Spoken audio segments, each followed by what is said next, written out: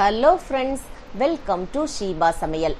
சப்போட்டா பழத்தில் இது வரைக்கும் ஜூஸ் நீங்கள் ட்ரை பண்ணலை அப்படின்னா கண்டிப்பாக ஒரு முறை ட்ரை பண்ணி பாருங்கள். நான் இன்றைக்கி 2 மெத்தடில் செஞ்சுருக்கிறேன். அதாவது ஒரு சிலருக்கு பால் சேர்த்தா பிடிக்கும், ஒரு சிலருக்கு பால் சேர்த்தா பிடிக்காது. அப்படிப்பட்டவங்க 2 மெத்தடில் கொடுத்துருக்கனால எதை வேணாலும் நீங்கள் ட்ரை பண்ணிக்கலாம். இப்போ அந்த சப்போட்டா பழத்தினுடைய விதையும் தோலையும் நீக்கிட்டு அந்த சதை பகுதியை மிக்சி ஜாரில் சேர்த்து அது கூட ஒரு அரை எலுமிச்சம்பழத்தோட சாறையும் சேர்த்து இது கூட நன்னாரி சர்பத் சேர்த்துக்கலாம். எந்த பிராண்ட்னாலும் நம்ம யூஸ் பண்ணிக்கலாம். இப்போ தண்ணி சேர்த்து நல்லா கிரைண்ட் பண்ணிக்கோங்க. இது வடிகட்ட வேண்டாம். இதை ஃப்ரிட்ஜில் வச்சு குடித்தாலும் சரி, அப்படி இல்லைனா ஐஸ் கட்டி போட்டு கொஞ்சம் நட்ஸ் போட்டு சர்வ் பண்ணிக்கோங்க. இப்போ 2வது மெத்தடாக அந்த சப்போட்டா பழத்தை அந்த மிக்சி ஜாரில் சேர்த்து ஒரு குழிக்கரண்டி அளவுக்கு ஐஸ்கிரீம் சேர்த்துக்கோங்க. எந்த ஃப்ளேவர்னாலும் ஓகே.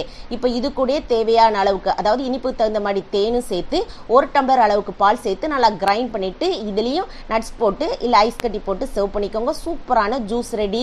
கண்டிப்பாக ஒரு முறை இதை ட்ரை பண்ணுங்கள். அப்படியே லைக் பண்ணிடுங்க. தேங்க்யூ.